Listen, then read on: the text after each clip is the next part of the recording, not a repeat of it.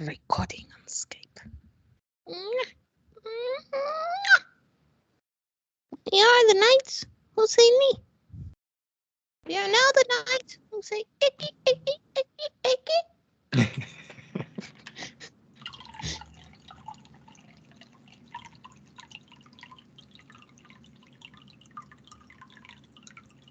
What the fuck is that? There's water.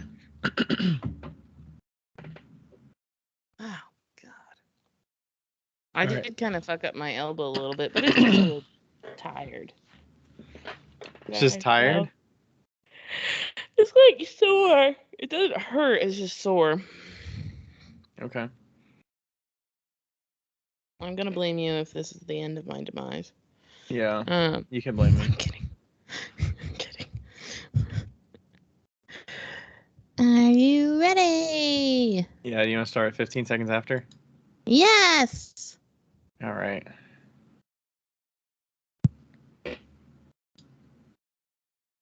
Oh, gosh. I almost forgot. We're great. You forgot? We're good? We're live. I hope so. I forgot. In 15 seconds. Are you good? Hello. Yeah, we're live. Okay. I was like, we'll let you sync that up if you messed up. Yeah, that's fine. Hello, Ryan. Hi, Becca. How you doing?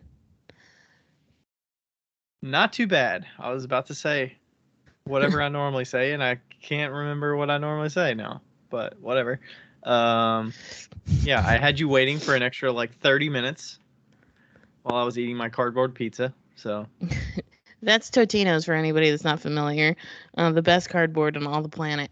Yeah, but it was okay because I was editing the podcast while you were eating. Okay, that's great. Yeah, you've been doing pretty well at getting ahead of the game and getting it up there. Yeah, I've been coming down here at 9 o'clock. Friday. Yeah, I've been trying to get down here at 9 o'clock to edit before you get on. But today I forgot my keys. So I had to go all the way back upstairs and then come back down. Anyway, today, you. Hi. How are you? Doing good. So let's see. What did I do today? Back to work after a long weekend. We had Friday and Monday off, so long Memorial Day weekend. And I always get overwhelmed the first day back after. Well, first off, there's so many emails to get through, and then I feel like I do nothing throughout the day because I'm just catching up. So work was kind of work, and then just did small stuff around the studio, like unloaded a kiln and trying to get a list ready for what I want to throw this week, and then trying to get ready for a restock, and did some social stuff for the mug drop that we're doing for Wheel Talk tomorrow. So by the time you hear this, they're going to be live, but the pre-order mugs are going live here, and trying to get the site ready and get the Patreon folks ready to get their all the info for them. So yeah. Hurrah.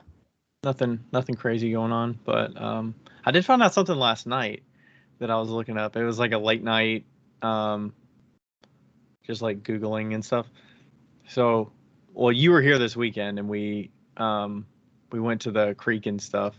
And then I was looking up because I was trying to see where our property actually ends, and I ended up looking it up on the zoning. And it doesn't go down to the creek. I think I've said it goes down to the creek. It does not. That way it goes just 10 or 15 feet into the woods. But if you go over to the side of the house, it goes further in. It goes probably 50 or 75 feet into the woods. Yeah, but I mean, for the creek's sake, your property goes down to the creek. I mean, let's be honest. I mean, I've been down there. Nobody's fucking going down there. Yeah, and the person that owns it is the guy who used to own this house. So he had two plots of land, and he owns the house across the way and a whole lot more land. So I feel like nobody, we're not doing anything crazy down there. We're just setting a path and cutting a little bit of stuff down and whatnot. So I'm still going to experiment and do some stuff, but nothing crazy. Right. But yeah, I found that out. And you visited. That was a good weekend. That was a great weekend. For everybody that participated in the pot swap, Pot swap. for Official. participating in the pot swap, we've been talking about going on like a really nice dinner, and we finally did it. I even dressed up in the most dressy way I could. Yeah, I was like, And Becca, you might have to close your toesies. Like, you might not be able to have your toesies out. But it's funny because women don't need to wear like closed-toed shoes. You can wear open-toed shoes and it's still appropriate. But for men, it's like one time closed-toed. I didn't get a job because I wear sandals to the interview Really? at Home Goods. Really? How do you know it was specifically because of that? Because she told me that. Oh, really? I called and I was like, I'm just checking in. And she was like, just so you know, you shouldn't be wearing sandals to an interview. I was like, Oh. what the fuck? Like, Said so. I guess I didn't get the job. I mean, I'm not gonna wear sandals when I work there. it's Home Goods. Like in 2008, when they were the minimum wage was probably in California, it was what, I don't know, $6.75. Like,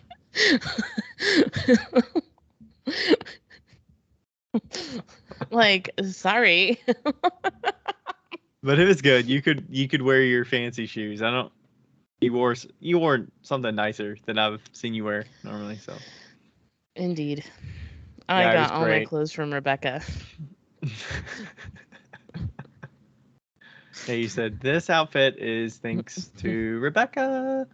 Yeah, because she lost a lot of weight, so she just gave me all of her old clothes, and I was like, sweet. The pants that I was wearing, there's like $100 pants. Like, never in my They life would look I comfy. ever. They're fucking comfortable. Never in my life would I ever wear $100 pants or buy $100 pants. Yeah. Wow. No. Yeah. Yeah. Yeah. So that's good. That'll keep us coming What'd you back do for pot swap yesterday? the next year. Keep us going for pot swap. Yeah. What did I do yesterday? Is that what you said? Yeah. I'm trying to think. What did I do yesterday? Do anything fun? Spent time in the studio. What else did I do? Oh, I went golfing. Oh right. I Okay. went golfing Yeah. yesterday. Yeah. Did you It win? was, I played by myself. I did okay. I didn't do great. I mean, it was pretty slow and stuff, but yeah, it was my first time going out, so I played a par 3, which I always am not as good. Well, I wanted to ease into it because for one, I didn't want to spend as much money my first time out, and it Yeah. would probably be a slow day because it was a holiday. So I figure a lot of people are golfing that day, and I just booked the reservation the day before, and I don't know. I feel rushed if I'm like by myself and I get put with another group because if you go to a more popular course, I'm probably going to be thrown with a group of 3 or something so that there's 4 together. Oh. So you don't really want to go back to back with a group. Like if you're in a group of 4 ahead of you and a group of 2 behind you, you don't want to be like up single by yourself because it's just Yeah. not good sportsmanship or whatever to like because you're going to be right on the ass of the group of 4 because you can hit a ball and be right up to Right. your ball really quickly, and then the group of 2 has to wait until you're 2 shots ahead before they can hit so they don't hit you. So it's best to like group up with people if you can so that you can get in a group of at least 3 or 4 if it's So like busy. were But it you was with a group? no, it was a par 3 course, so it wasn't as busy, and I went at like 11:30 in the 11:30. Okay. A lot of people got out earlier because it was a little warmer, but there wasn't as many people on the course, so the front 9 it was kind of Hmm. busy, and then the back 9 there was a group of like 7 in a family that were ahead of us, and I'm like, oh my gosh, they must be taking forever. So like there wasn't too many people like right on my ass behind me, so I would like go back and play another hole and play the same hole twice, or Oh, I nice. did that like 3 times just because You like it's could. a shorter course and you're not gonna like lose a ball if you go play another par 3 again because it's like Yeah. it's pretty quick. So I was trying not to hold people up, but also, enjoy it a little bit. So I'm not just sitting there, get to a hole and you just sit there for like 6 minutes until they're done. Yeah. because most par threes you can't tee off because usually they're on the green and you can generally hit the green off the tee. So you want to wait until they're to the next hole completely. Sure. So yeah, that was fun. Yeah.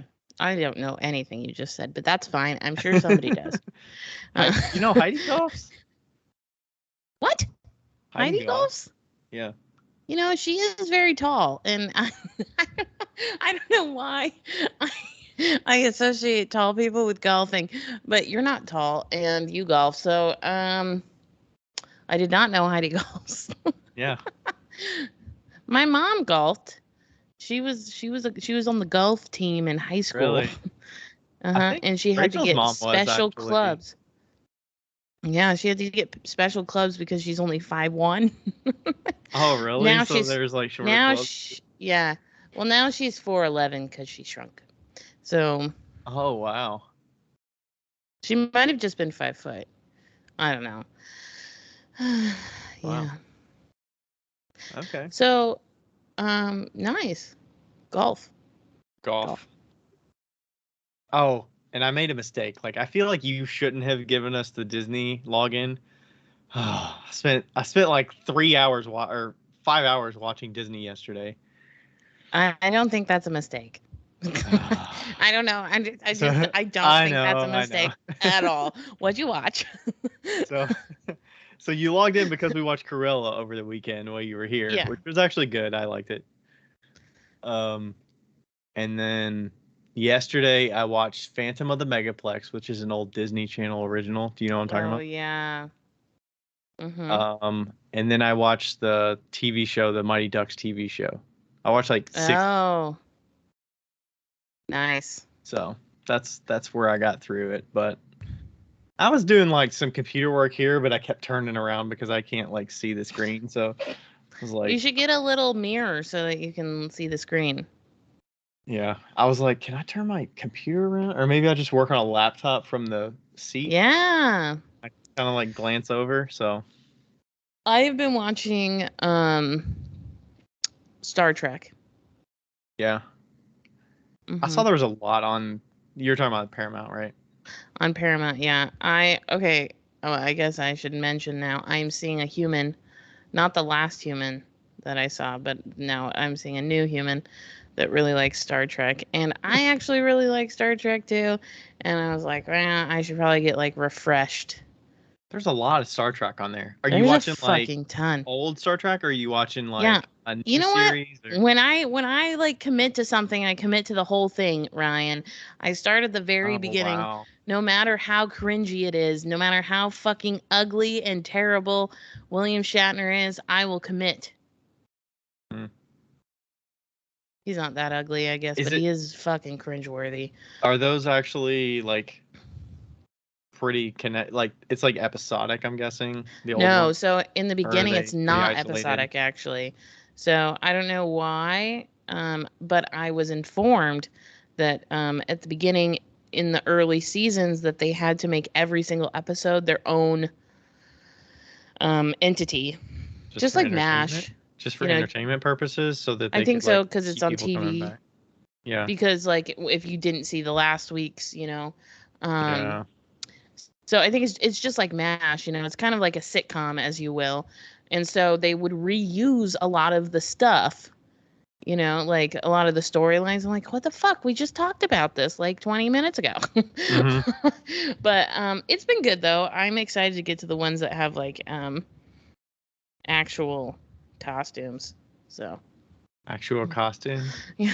So it's just kind of quirky, right? It's just kind of it's just kind of quirky. It's cheesy, but it's fine. It's good to see like the storyline kind of develop, because even though it's not episodic, is that what you said? Episodic. Episodic, like episodic.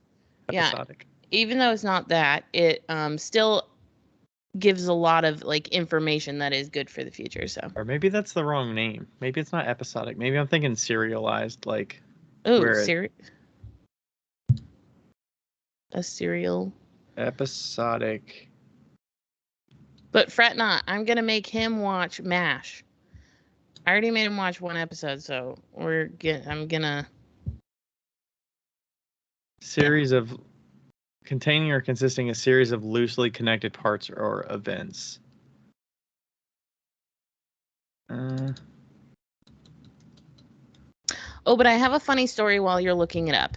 So, also today I went to the eye doctor, and you already know what's going to happen. Yes. So today I went to the eye doctor, and I haven't been to the eye doctor in probably 2 years. And I was sitting in the chair, and the eye doctor came in after like his nurse, whatever, like did all the things. And he was like looking at the computer, looking at stuff. So I was kind of making small talk. And then I was like, I said something. I was like, I don't want to, I said, so as a dentist, do you like have a lot of debt?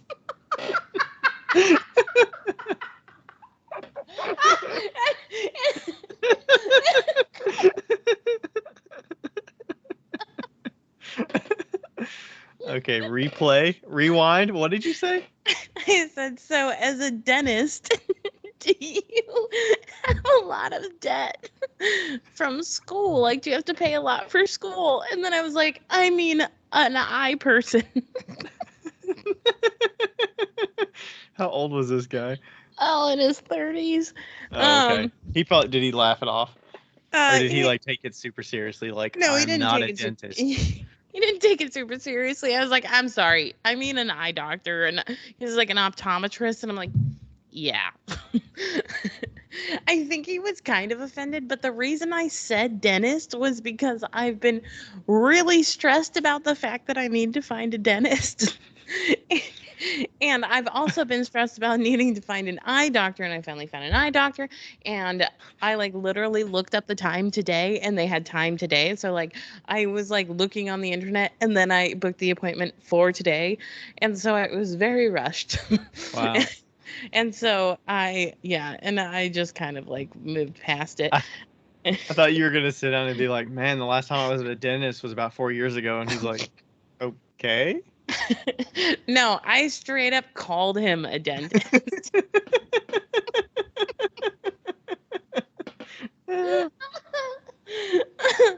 Oh God,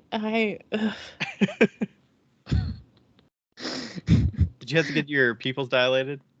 No, because they now they can do this retinal scanning thing. You have to pay a little bit more, but they take like images of your inside eyeballs. Right. That's why I don't do it, because I don't want to pay more. You should do it. I've done it before, and they're like, hey, they already scan you, and then they're like, okay, you can either take what we did and like get it developed, or we can dilate your eyes. Yeah, basically you're paying for the doctor to tell you what's wrong, not the picture. Right.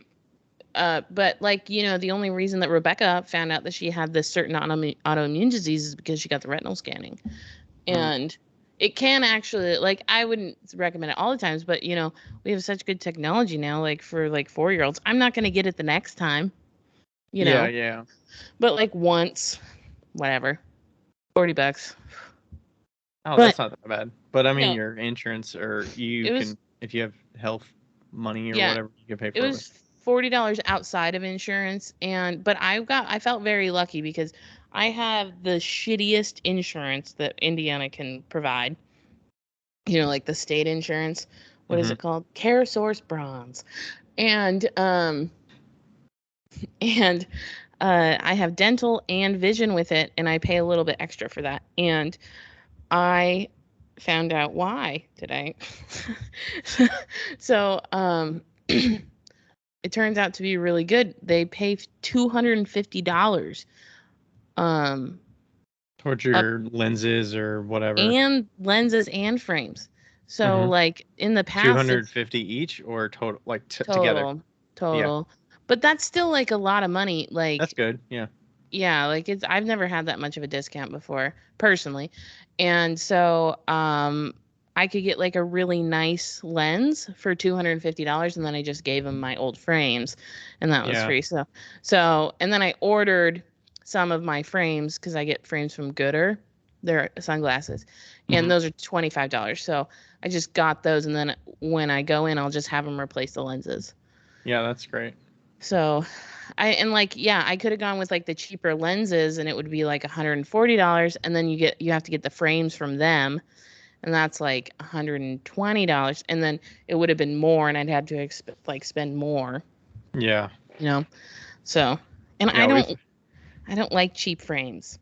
Like, I'm not a cheap frame person. Yeah, we've had some situations with the eye doctors before, just like certain ones we went to that, like the eye appointment stuff is nothing. Like that's as usual. I feel like once you get to the actual like talking with the people about the lenses and shit, that's where it's Yeah. like the gimmick there. That's where they're Right. like, we know your insurance is paying for it, but we're gonna like nickel and dime you, and that's where I just feel, we had a thing where I went in, I was keeping my frames, right? Because I bought frames like 4 years ago or Right. whatever, and they're still good, and that I didn't break them or anything. So it's like, I just want to get updated like prescription Lenses, yeah. and it's like we get at least 200 or 250 or whatever, and I'm like, this is what I need. Figure it out. There's no way updated lenses or updated lenses cost $200, right? It's like I'm just replacing what's in there. I'm not getting transitions or anything fancy like that. It's just mine were regular. $250 just for regular fucking lenses. Really? Yeah, but I mean, it covered it. I mean, like, I was not planning on spending any money. Yeah, so. and they ended up like saying we owed like $80, and I'm like, that is not fucking possible. Like, there's no way 2 lenses for basic eye prescription with nothing fancy, maybe any protective coating or whatever, any glare. Right.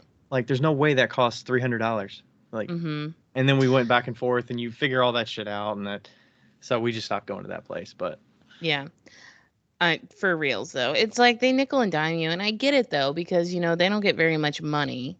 Like the eyeglass place, they don't get them from the frames.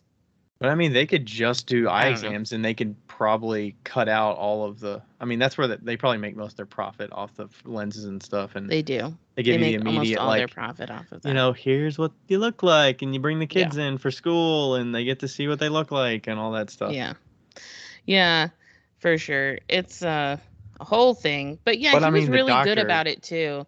The He was doctor really probably good about doesn't it. care about that No. side of the business. He's like, "Are you taken care of? And are you happy with my service?" And Right. Yeah, but they were good. They didn't try to they didn't try to upsell me. He basically was like, "We've got 2 options. Here you go." And I was like, "Great. I don't want to spend any money. Here's my glasses." Right. So yeah, I mean, they're still getting paid. It's like they want a little extra. Sure, I'm more than happy to spend up to exactly what the insurance. Exactly. Yeah. Like, sure, bill the insurance for as much money as you possibly can. Exactly. Don't care. Yeah. So yeah, that's what happened today. Sweet. Were you back to work today, or you worked yesterday, or no? Oh yeah, I went in because I get yesterday off, but I went in because I want to take Thursday off. So nice. Okay. Because I already had a 4-day weekend. Like, I had Thursday off, Friday, Saturday, Sunday, and then yeah. So, and if I take Thursday off, plus there was probably nobody in there yesterday, right? And it was easy to get stuff done, and we're like almost running out of clay. I guess Kentucky Mounderworks ran out of the clay that we have, so they're making some. It's just a couple weeks. So we even have, like, right now, I was like, oh, so you're telling me I should take a light week?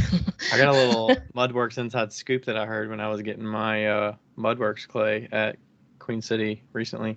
Can you say it? Yeah, I think so. They said, I mean, they were just telling us. Well, they were saying, I think they're in the process of getting a second mixer. Oh, cool. So that they can actually do 2 different clay bodies at the same time, because nice. Typically, I don't know how many pounds they do at a time, but you can imagine that humongous clay mixer going from a white Iceman to a brown bear is not easy. And they got to completely do big batches of lighter clays at once and porcelain and whatever, and then switch over. But their demand has gone up, so where something that might have went through a cycle of making a clay for 3 days, they make it for 5 days. So that just pushes everything else back, Yeah, Rebecca said that their sales were up 25% this last quarter. Wow. So since the beginning of the year. So which was not expected. But I also feel like that's been happening for like 2 years. Like Yeah. Well, I mean, I think people realize that they've been having to wait for stuff. So, yeah. like when my batch came in, I was waiting for 1,000 pounds, and then it came into Queen City finally after like 3 months. I think Yeah. I was asking them in like February, March, and it finally came in. I went to Mudworks twice in the meantime and got it directly from them. Luckily, I'm Yeah. within 2 hours and I just get it in Louisville. But yeah, I finally came in and I was like, well, I'm just gonna go ahead and get it since I don't have to drive as far. I'm just gonna get it from, I can find Yeah. a place to put 20 boxes of clay. Yeah. I feel like I mean, obviously it's a good problem to have, but they're just booming. And like, Okay. like just every quarter it's like more and more and more. And like Hmm. shit, we did not plan for this. Like it just keeps Yeah, going up and up and up. So um yeah. They yeah. said they're looking to get a better handle on it by like July, I think. Oh, I'm sure they will. So Yeah. maybe that's when the mixer's coming in around that Yeah. time, and they're gonna get back up to speed and stuff. So Yeah. yeah, good problem to have, like you said. Yeah, for sure. For sure, for sure. Yeah, and I mean that paired with product just sparsity right now Raw material. because of COVID. Hmm. Um woof. Woof. So Yeah. can't really win on that end. Yeah, I'm seeing a lot of Like, places getting their like Amico stock in too. So yeah. they've been delivering some things out, and I know Clay King got some, and Mudworks got some, and I'm sure some Yeah. other places got their Amico stock, and people are Mm. stocking up. Oh, must be nice not to use Amco at all. You probably got enough like underglaze if you had to like if Mako had issues. I mean, you don't Oh use a yeah. ton of it at once, so I have plenty. I need a little bit more stroke and coats, but I have plenty. Sh- mm, should I? no, you should wait. Okay. We're um, at we're at like 26 minutes, so okay. Um, do you want to? oh, mention my news. Yeah. Oh yeah. Oh, so by this time everybody's gonna know it publicly, but the big news that I've been waiting to, and some of these answers on Instagram, since I was like, tell me what you think the news is. Some of the answers are funny. Um, so I got invited from Etsy.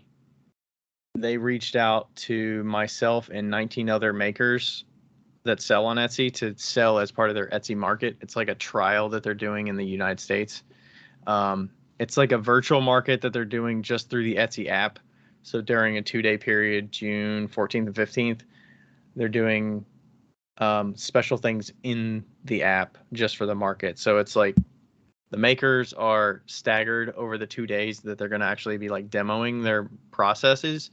So, 10 people will demo on the 14th, 10 people will demo on the 15th. I'm doing a wheel demonstration for like 30 minutes. And it's kind of like, it's basically like an Instagram live. Mm. And then people can be in the app and interacting, sending comments and stuff.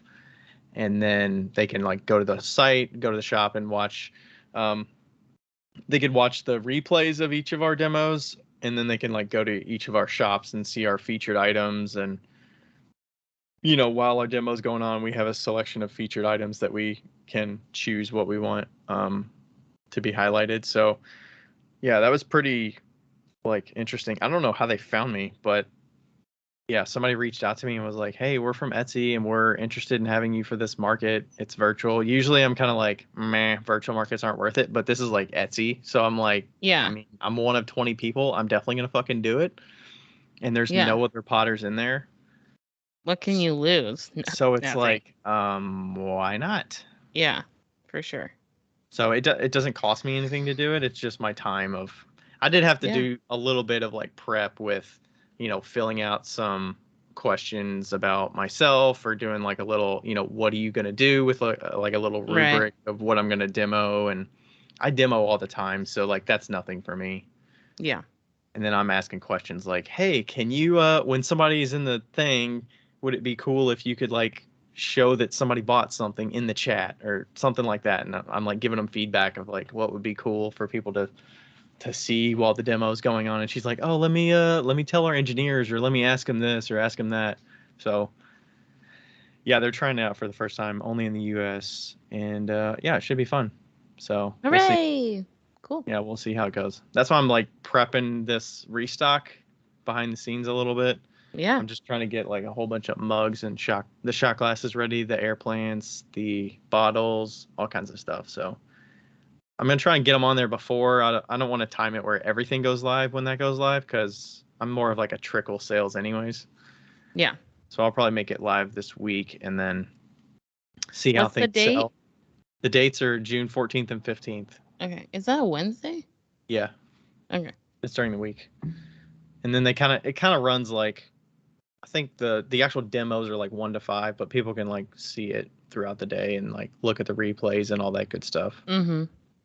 And then they said they're going to do a push notification on the Etsy app. So anybody that has the Etsy app is going to see a push notification on June 1st, I think. Nice. That says, hey, we have this event coming up, and they can like go to the event page that's going to show our stuff. Or maybe it's just going to be a push to say, hey, look out for this. But yeah. Yeah. Should be fun. I'm hoping I get a lot of sales out of it.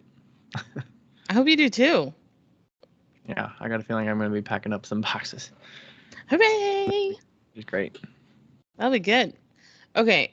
So to start, I thought that I would enter a not a question, kind of a question, but right before we started the podcast, somebody actually came on, and I'm not going to mention their name.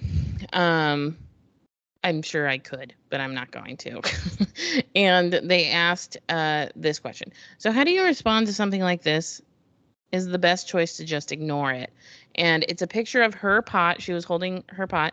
And is it a public post with a public comment?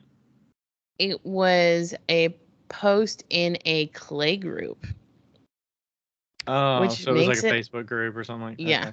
Which makes it almost even better this moment. And it says, and the comment from, we'll call him Clay, from Clay, from Clay Aiken. So clever. From Clay says, damn, but I love that design. I apologize, but I'm going to have to try something similar. And so she was like, how would you respond? And I was like, oof. I didn't realize it was in a clay group. I think I maybe would have responded differently if I had known that. But I said usually that's when like the snarky Becca comes out. He's like in the weeds with other people that are like definitely going to see his comment. He is definitely in the weeds. So, and then I said, at first I was like, why apologize? The intent is clear. And then I was like, okay, this is what I think I would say in a more politically petty way. Say, hi, Clay. I appreciate the compliment. What I would recommend is that you do try something similar. Try it and keep it forever. Don't sell it unless you would like to give me a cut. Then by all means, use the knowledge and wisdom that I have passed on through this piece and create something more that suits your own creative style instead of mine. So, we were just kind of like went on after that, how it's kind of like a conundrum, how to approach comments like that sometimes. And I just thought I would share what I would say, which is not necessarily like, if it's a clay group, I feel like other people will stick up for you a little bit and like reply. Yeah, but I think it's, especially in a clay group, it's like, yeah, sure, try it. Don't fucking sell it though. Like, don't be like, try it and make it something that's yours, you know? Yeah. So push it a little further than what I've done and see what you can figure out. Exactly. So I just thought I'd share that. And yes. Yeah, I like the second response. It's very political. Yeah. Okay. What are you gonna do? I had a what would you do if? Okay. So we haven't done this in a while. What would you do if you overfired a bisque load to glaze temp? Well, I've done that. Okay. So what did you do, or what would you do differently, or? Well, it was my very first firing ever, and I glazed them as usual, and they probably turned out like shit. But now, if I was gonna do it, I would probably just toss the whole load. Yeah. I might. Does it actually? I'm guessing it still has an absorption, but it's so low that it doesn't actually like do much to hold that. It's just a Right. waste of glaze, right? Like, is it really worth risking? A whole load? Like, are Oh, we it's talking fucking like? below. Like a stack. Imagine stacking the kiln. And it, oh my gosh, tumble That's like, stacking the kiln, and it would go all the way to go. I could totally see that happening though. I was like, oh my gosh, all I got to do is do, you know, inner program user 2 instead of user 1, and it's like the program. I mean, I always do all the inners and go through yeah, all the steps and the segments, but like that could totally happen, especially with an electronic kiln. yeah. That's why you always review your program, guys. Always review your Yes. program. I think that it depends on what it was, and it depends on how much money I was going to lose. If it was fancy cups and it was like 40 of them, I would probably just do stroke and coats on the inside and Hmm. stroke and coats on the outside, and I might do underglaze, but probably stroke and coats because Yeah. those both do fine on They would already already fired clay. they would already look. Would they already have design on them through the first firing or no? No, No, okay. I mean, yeah, that's no. what I was thinking. I was like, is there a glaze you could line it with that would look good, and then you could just fire it so that you have a liner, and then you can sell them as Yeah. like one off. Yeah, if you're painting glaze, it's almost fine because you could just coat the inside especially. I think that's what I'd probably do. So if I would just coat, like if it was just regular pots and I fired the entire kiln, I'd probably just coat the inside of the pieces so that they're good on the inside, and then Hmm. kind of like maybe lightly sand the outside and sell them as smooth cups. Yeah, yeah, I would Like, definitely not want to waste all that glaze. yeah. I don't think I would even do that. Um, just because I don't sell that kind of thing, but I was thinking I'd probably crush it up and use it as like plant filler for like planters and stuff, like Yeah. You outside could, planters, or put it in like a garden bed, like yeah. underneath Or you something. could use it as your new walkway down to the creek. Oh yeah, there you go. Yeah. I was thinking about that, about different things to do for that. I was like, I don't think salt would work. I think that'd be a waste of a lot of salt. And then I was like, maybe mulch. And I was like, that'd be a lot of mulch. And slippery. I was thinking about mulch too. It's slippery. And then yeah. And then I read some things about like 2-foot sticks. You cut sticks up into 2 feet sections and you lay it down perpendicular to the Mm, walkway, and it's a little bit, it's not as muddy. And I also found out some stuff about the slope, that depending on the pitch or something, you're not supposed to have it go straight down, because then it's going to be a mud pit, which is basically what it is at the end of that one area. yeah. Um, so I might need to veer off of that and go a Yeah. different route so it's not so straight down, because the water just collects and it's a mess. Correct. Yeah. I would be if it was just a bunch of shitty cups, I'd toss them. I Yeah, would toss them quicker than quick. Yeah. It's yeah, not worth the definitely. hassle.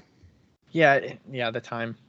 If it took me I three would weeks to throw that load, uh-huh. I would have a lot harder time like answering this question.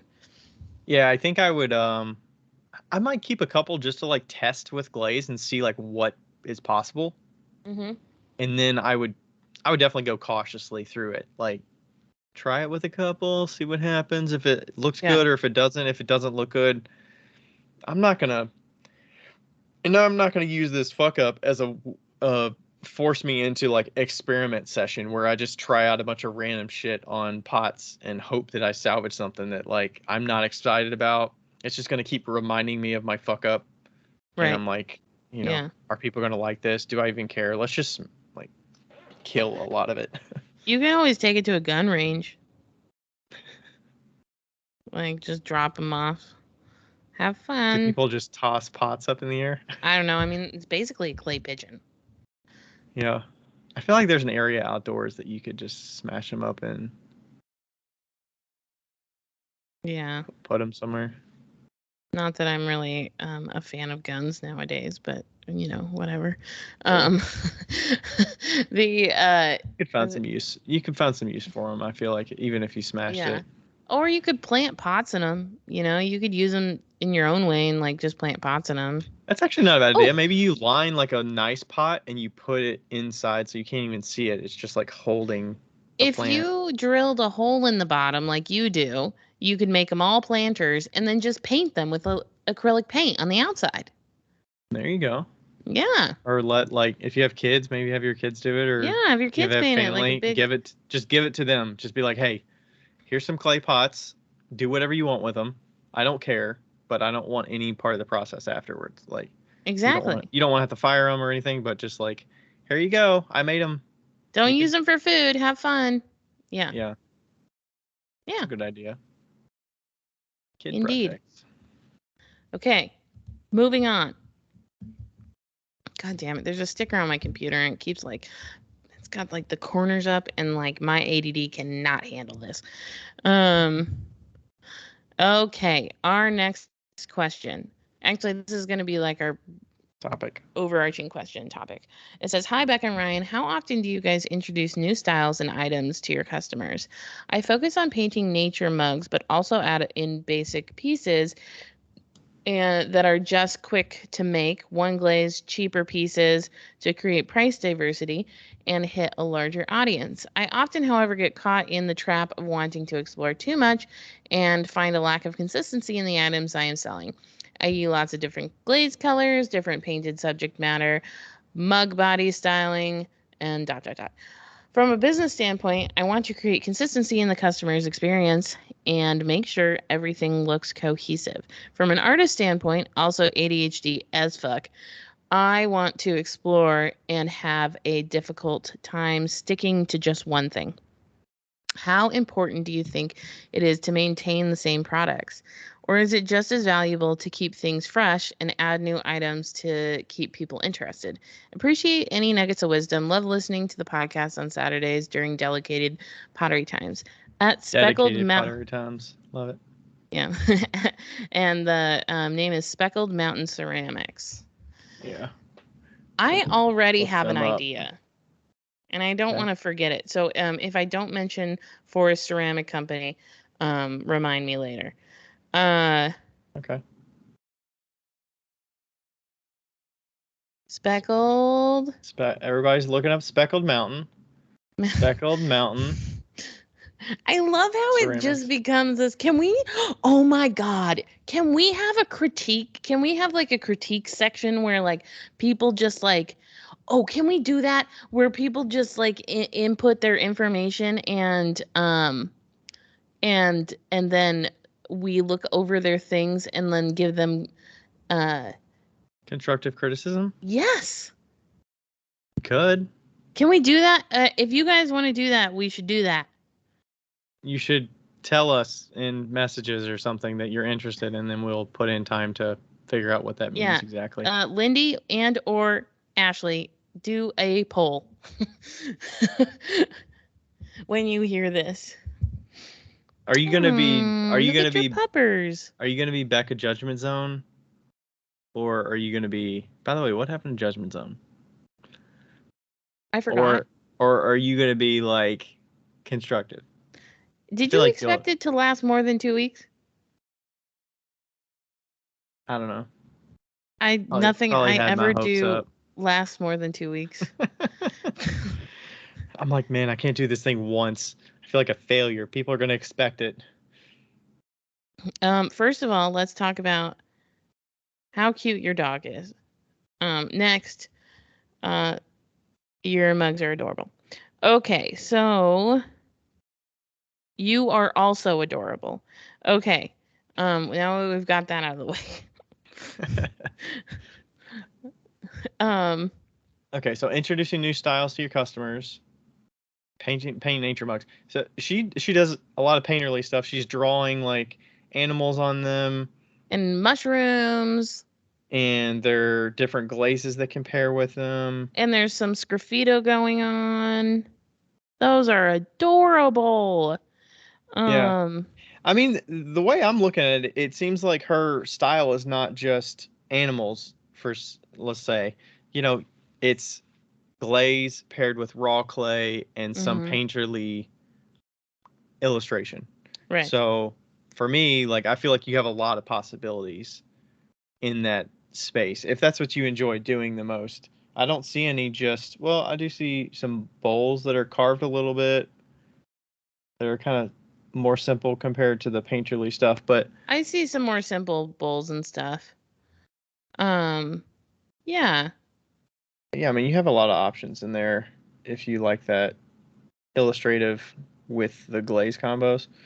Um, Yeah, that's a style. Like that's a straight style. yeah, and there's like And that's series you so, can do. That's kind of like a pitch pine sort of vibe where it's, they have but certain not. time, they have certain Yeah. times that they focus on, you know, these specific animals and this color combination, and then they kind of change to a different series. Kind of like how painters do different series at a time and they Mhm. focus on certain things and then they change and evolve. Um, but that's kind of the vibe for people out there that are trying to understand what we're What's looking going at on? for their Yeah. work. Or you could just go look at their profile and follow them. Yeah, there You you know. go. And this could be only what she posts on social too. I don't know. Maybe Yeah. she makes a whole other line of work that she doesn't share as much. Yeah. Start shopping. Okay. So on your shop, you have a lot of your mugs with the mushrooms and the things, and wow, look at how much you've improved. Um, I love watching people's like progression from the beginning of their Instagrams to like later on in Instagram. You know, like when they like find their thing. Yeah. And like their Um, handle progression, and yeah. that's definitely a Uh, big one. that Screech Owl mug. Wow. Okay, so I think, let's see, I'm going back to the question. But as far as like the simple pieces are concerned, um, I think that you should, in my opinion, my very unprofessional opinion, I think that using your creativity in that artist brain to do like the drawings and the like the fun things that we've been seeing mostly of, and then making those other pieces consistent. Like you can make the drawings as inconsistent as you want as long as they're kind of like in the same zone as you were saying, like with pitch pine, as long as you have that same so quote unquote feel. But then you can make your I'm gonna say boring pieces, not that they're boring, but Your basic basic bitch pieces. pieces. Yeah. Yeah. Those I think would be good to focus on, like making them more consistent, because if you make those consistent within sizes, like make one thing, like one size of bowls, one basic bitch mug, and don't make plates. Plates don't sell. Or unless you do like spoon rests or whatever, and um, and something else, whatever. But like be what I would do, especially because it looks like I don't know, like I mean, it doesn't look like you've been doing this for years and years and years, but What was her first post? When was it? first post was February of 2021, and that looks like a fairly new Oh pot. yeah, she's still You're still a babe. yeah, maybe. You're still a baby potter. So, work on that line of regular pieces and work on your technical skills to make those as consistent as possible. Yeah. Measure them, weigh them, um, do one glaze or do two glazes or whatever, make them basic and take those to shows, and then really work on those and like really let your creativity go wild when it comes to the more artsy stuff. What do you think? Yeah, I was thinking about you've obviously seen the growth in the mugs, right? The mugs have been consistently progressing, getting better, and then you put the illustrations on there. So I would go the route of, like you're saying, figure out what forms, especially like you're saying you want to experiment new things. I would say experiment the different forms that you like, whether it's like a shallow bowl or a regular cereal bowl or, a vase, maybe like bud vases or something, or pitchers or something like that, and figure out how to make them as best quality as you can and get better and better. Um, and then from there, use those as like a blank canvas. Once you've got the form to a good quality, I feel like you don't want like super bottom heavy vases, and then you spend time to illustrate them, and then they're not as great quality. But Yeah. I mean, you could come to a situation where they don't sell because you say like basic pot with a simple glaze, and it Yeah. won't sell, but you kind of want to get them out the door so that you can keep iterating on the form. Right. Or maybe you use them for experiments on like different surfaces, because Right. the illustrations work on certain surfaces like bulbous mugs, or a bud vase or something like that has a nice canvas to work off of.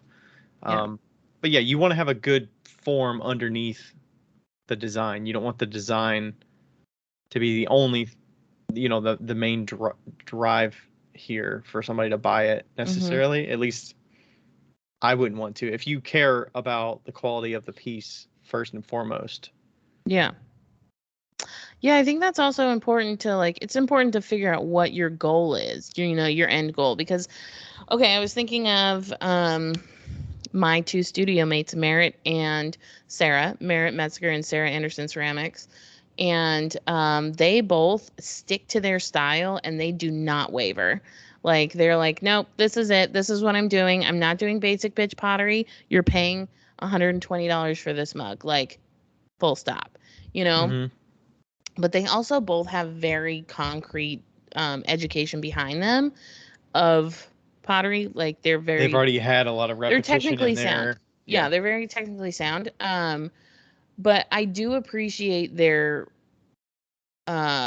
stubbornness almost to not Discipline. waver in that. Yeah. Okay. Thank you. That sounds better. Yeah. Discipline. I do appreciate their discipline to not waver in that. And I think that there's something to be said about people who make pots like this, because if you get noticed on a larger level, you won't have time to make the basic bitch pots, and that's fine. But having that basic knowledge behind you to um to weigh out your clay and to make it more consistent will make it all the better. And even if that means you're I'm not going to make any basic bitch pots, but I am going to weigh out every single mug that I throw in this series, and they're all going to be the same weight, and I'm going to try to make them about the same size and in shape. That can even boost up that consistency from a different level. Yeah. She kind of reminds me, her work kind of reminds me of Bat Ceramics. I was thinking that Brooke. too. I was thinking about Brooke when we were looking at it, and I was like, let me go to her feed and see if I could scroll back and see if she had some basic bitch pots Yeah. But she went to school for painting. So her background is painting on canvas, two-dimensional, and she came into clay. It looks like Speckled Mountain Ceramics is probably in a similar case, because those paintings are fucking good. You don't just figure out how to paint like that. Yeah, it looks like Brooke back in the day was doing some basic pots, and she was carving on them and getting some interesting glazes. But they were still very nature inspired. But then she leaned into the painterly aspects of her designs, and that's where you can. Yeah, I mean, I think the painterly aspect is definitely going to grab some attention, and the customization and the uniqueness, the one of a kind nature to it. Yeah. If you can find the right pairing of glaze with the form, with whatever kind of illustration you're going with, you can find a market for it for sure. For sure. Oh, I was going to talk about for a ceramic company. They do this thing that you may find interesting, or somebody listening might find interesting. They do this thing called the Lab on Fridays, and they do their regular production line for their, on their website and stuff like that, and launches and stuff. But then on some I don't know if it's every Friday or every other Friday or one Friday a month, they do what they call the Lab, and the Lab is full of all of their experiments for the month. And so it is just like one release on a Friday, and they're like, hey, this is all the stuff that we just tried. And we don't know if it'll stick, and we don't know if it won't, but if you like it, get it. If you like it, get it. If you don't, don't. Moving. And so it's a good way to just kind of like do things that are a little bit out of your style, but still like have fun and experiment with things that are different. That's like forced experimentation that exactly, when they build that consistency into their process, they're like, okay, we have to have something to put in the lab. We're not just going to take the month off and say, well, we didn't experiment this month because we didn't have time to. It's like, that the experimentation helps you grow. Yeah, so like maybe you want to experiment in drawing a building, like something that's not naturally like one time, and you're like, oh, I want to like push myself to do this, and then you can be like, hey, this is a one of the kind. I don't guarantee that this will ever happen again, but I'm going to release these 4 mugs on Friday or whatever, so that might be something to think about too. That's kind of where I was trying the this or that thing, where I was trying different glaze combinations, and then I only did it once, but I'm trying to figure out another time I can do it. Where I was like, I don't know if these glazes are going to be good, and then I kind of built in the vote for your favorite between these two, and then whichever one wins, I'm going to glaze a bunch of pieces in that, and you can order them. It kind of flopped the first time, to be honest. It really flopped the first time, to be honest. but it was pushing me to like experiment with glazes, because normally I am a very stick to the routine. Like, there's plenty of work to be done. I don't want to experiment because that adds unknown, and it adds extra time that's taken away from something I could be doing that I know has a good chance of selling. I'm a very disciplined person in that aspect of, I'm just going to focus on what I know works, and I don't experiment a lot. Like, those flasks are still sitting in my damp box. I still have not finished those. And I don't know that I'm going to finish them anytime soon. But, yeah, that's where it's like, I want to go into a making session where I know exactly what I'm getting myself into, what I'm planning for, how much time it's going to take me, what time is going to be involved in coming back to finish this thing tomorrow or the next day or whatever. So that's how I approach my studio time. I'm not really like okay, I'm going to plan to go in here with no plans and just see what happens and experiment, because I'm not as comfortable in that aspect. But if it's like semi like organized, or like I've had something brewing in my mind and I'm like, okay, I'm going to set aside time to do this, I'll probably do it on like a weekend. That way I have a whole day. It's not just like a random evening, because it doesn't feel as productive for me to like experiment on a weeknight. I just thought of something else. Yeah, what is it? Okay, I was thinking about how when I did my garage sale back in the day, and I think that might be a good way too if you are working on weirdo stuff, like whatever. Like weirdo stuff. Just I think that okay. So like pots like Speckled Mountain Ceramics pots are very like popular right now on the interwebs, right? And but it may not be as popular in person, or the price points tougher in person or whatever, which by the way, you could sell them for more if you wanted to. And I think that maybe if this was my it just got really quiet.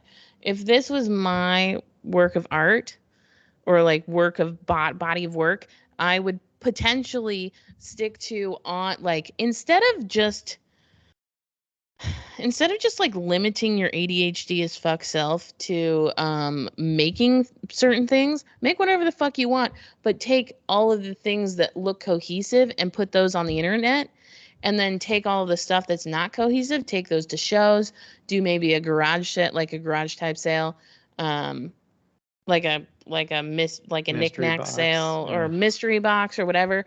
um because I do think that those like basic bitch pots and those things, like those are going to be important to. That's You like your can't just, foundation. That's your. yeah, you can't just make mugs. You got to make everything to really like build your foundation, since we are Do talking you? about. Yes. If you're talking about building a skill set as a potter, right? Yeah, yeah. Also, you have to decide what you want in your future, right? Do you want to only make mugs forever and ever and ever, or do you, Or maybe she really likes painting, and or maybe you really like and she painting? doesn't have a way to, or maybe there's not a way for her to sell paintings, and mugs Right, is a way that she's like, you know what, I was making mugs in this class that I was doing, and I decided to paint on them, and they sold, and people right. showed interest, so I'm gonna Yeah, go that way. I don't know.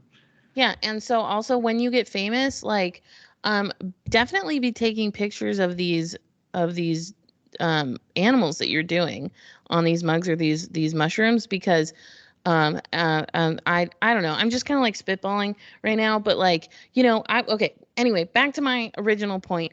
I would maybe make your online presence really cohesive, and that doesn't mean that your personal life and business life has to be cohesive, but you can make like what the world sees cohesive, and you can experiment all the fucking whatever you want. You're still a newbie. Like, Hmm. are you doing this full time? Like, do you have a regular job? Do you have time and money to kind of like experiment? Then also with those little lovely creatures that you're making, the mushrooms, the owl, the all the birds and stuff like that, you should be taking pictures of these or drawing the same things and be storing those. Just keep them stored. And the reason is that when and if, I guess we're just going to say when you get famous, um or when you start getting more and more and more, what you can be doing is making stickers out of those drawings that you're doing, and those can be sold at shows for $5 a pop. And that can be your easy money, Hmm. so that can be a very passive income for you at shows. People fucking love stickers, and if they can't afford a $60 mug, you can be like, I have that right here on a sticker that you can put on your fucking water bottle that was made in China. Hmm. Like, here you go. Yeah. Like, that is a really good alternative, especially in a moment like this. And no, it's not selling out. Um, Hmm. because you have that skill set of painting, utilize that to your advantage. Painting or drawing or whatever, or you can go around and get like a, maybe you really like decals at some point. Maybe you try decals and you're like, Mm-hmm. oh, I wish I could paint my illustrations into decals. There's a lot of people that do that. Yeah. Or And you then can you make could them into sell, transfers or whatever, and you can yeah, transfer them out of your pots so it makes it more efficient when you're like, oh, I can't keep up with painting every single one individually. Maybe you can go the transfer route and you can transfer the basic thing and then you can add other color to it on top of the transfer to get a similar yeah. design, you know. Or even basic white pots with transfers of those images and sell them for way cheaper. There's a lot of alternatives that you can do with a style that you may or may not like could be taking advantage of. So, Hmm. Yeah, I wonder how her process goes if she does go, you know, drawing on paper, or and if then she just sketching kind it. of, or if she just kind of goes at it on the mugs, you know. Yeah. Dude, I'm jealous of anybody that can draw like that. Like Merritt can draw like that, and it's just like, wow. Wow, wow, wow. Yeah, This is so I cool. always wish I'm too literal with my drawings and stuff, so I'm like, it's never good enough because it doesn't look exact, and Yeah. yeah, I never got I skilled can in only that. do like cartoon drawings. Yeah, I can't even do that. I'm definitely like a sketcher on the wheel, but I'm not gonna. Yeah, I'm definitely not a sketch things out on paper. Even if it's like a form on the wheel, I'm like, I've seen why would I sketch I've just on seen your paper? sketches in our notes, Ryan. I Yeah, know what they look like. They do not look like things. They Yes, they do not. It's just like a very, very basic like stick drawing, just so there's an idea documented. It's not an exact thing, and it's not something I'm gonna iterate on two-dimensionally on paper. That's on the back of your t-shirt, right? That note that you drew. Like when we were first trying to figure out our podcast, Ryan did the longest note of all time um with all of the ideas, and then in the middle of the note there was like this weird box sketch. Of our cover art, Yes. which is just our heads. It was so bad. And it's on the back of your shirt, I think. Yes, not the shirt I'm wearing, but yeah. No, but I printed him out a shirt for his birthday. Yeah. And I wore that over the weekend. Yeah, I saw that. And it's on the back. That's hilarious. Yes. But yeah, definitely. I didn't even think about that, but yeah, and then there's some people that are they like illustrating enough that you can take those and put them onto like tea towels or whatever and like screen print them. Mm-hmm. Or you could put them on cards or something like that Mm-hmm. You said stickers, but yeah, there's some options out there if you like that aspect. I say stickers because it literally you just click a button and they get ordered to you. They're sent to you. Yeah.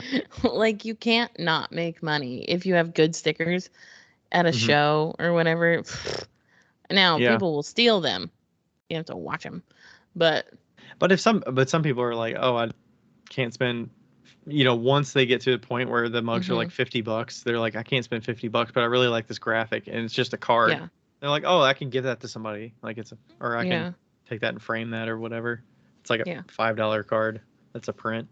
And look at that. We just made you a painter all in one day. I'm kidding. You probably are a painter. Well, I mean, I don't know. Maybe she sketches on her iPad or whatever. I'm sure you can convert those to prints, right? Easily. Yeah. Yeah, totally. That Totoro mug. Yeah, for me with like adding new styles, I'm more of usually I don't go out there looking for new things to be making. I am more of a person comes to me with a custom idea. Like somebody was at a show and they liked a cereal bowl I had and they were like, I would love this for soup. Can I have you custom make me a bowl with a handle on it? Which is just my cereal bowl and just put a handle on it. And I made it to her needs or whatever, and I sold it to her for, I don't know, $35 or $30 or whatever. Yeah. And then I was like, oh, that wasn't that bad. Like, I like putting handles on mugs. I could put handles on some bowls, and I made, I've got like 10 soup bowls in my studio now that are glazed and ready to go. And I'm like, I took a few to a show at the show I did in May, and then, I sold maybe one of them or something. But, I'm usually very cautiously going through that. Did I like making it? If I did, maybe I'll make 10 or 20 of them. I'm not going to go all out and make 40 of them, but I'll make a few and then see how they go. Take them to shows. I'm thinking about selling them online. I don't know. I feel a little iffy whenever I make one-offs like that and I have extras and I'm like, hey, I have these on my stories. If you want them, buy them, because I never like prepare to say, hey, I'm going to do a story sale in 2 days. I'd rather do it like impromptu and be like, hey, I've got these stories, these pieces that I'm going to show. These are for sale. If you want them, DM me or whatever. Or maybe I'll just pop them on my Etsy shop. Maybe that's a good way to like draw people to your Etsy shop on a frequent basis or whatever, to your website. And just drop them on there randomly and say, hey, I just put these on there. If you want them, go get them. Yeah. The luxury of the people that don't sell out. Yeah. So that's a way to go. And then if I do like them, I'll add them, see if they sell. If they don't sell that well and I don't enjoy making them that much, then I'm probably not going to continue making them. But like those cocktail jiggers that I made, those were from a custom. Somebody asked for that. Of like, hey, I remember. Can I get one that's a 2 ounce and a half ounce? And I was experimenting making them and stuff. And then I made an extra, I think I made like 12 or something because I wasn't sure. I was really guessing on the amount of liquid they could hold. So I was just kind of spitballing what options I needed for sizes, and then gave them options on color combos of like what the glaze should look like. And then I ended up delivering those, and then I sold the extras for I don't know, $30 or something, or 32 or something like that. So I just made a set of 30 recently, and those were fun to make. Those are easy. Those are 2 shot glasses, literally slipped and scored and stuck together.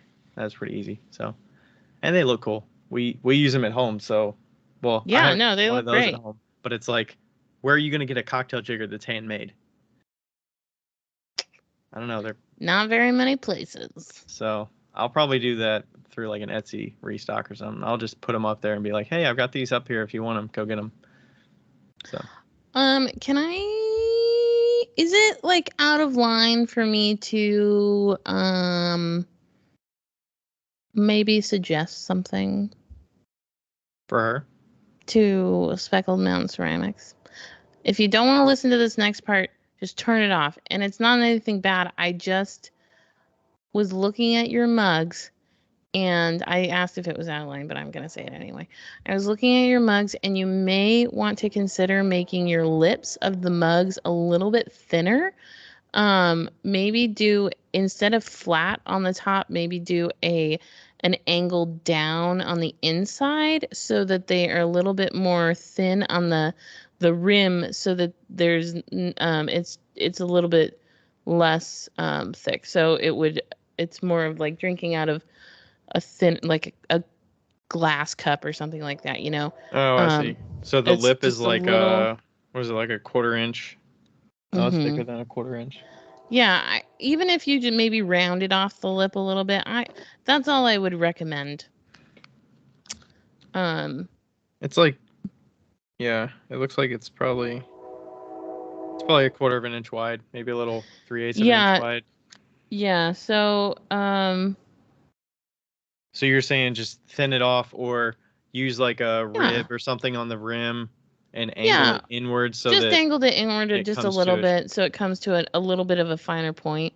Um, that's what I would probably recommend. I noticed that it's fairly consistent. That's the only reason I'm saying it. So, just put your lips on it, and then put your lips on, like, I noticed that you had those the China mugs, which I fucking love, on there. Put your lips on a China mug, like that one that you even used in your video, and then put your lips on your mugs and notice the difference. And yeah, that's what I have to say. Is this what people would expect in a critique from you? Maybe. Maybe. I don't. Well, yeah. I don't know.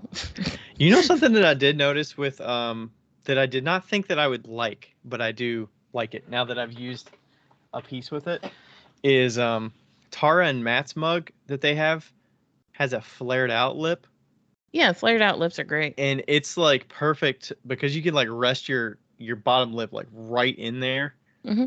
And I thought I would hate it because I'm Yeah, like, that doesn't aesthetically look as good to me, but I'm like, oh, it functions so good yeah. when you're drinking out of it. In my opinion, flared out mugs are absolutely hideous. However, they're ergonomically correct. And same with ergonomic handles.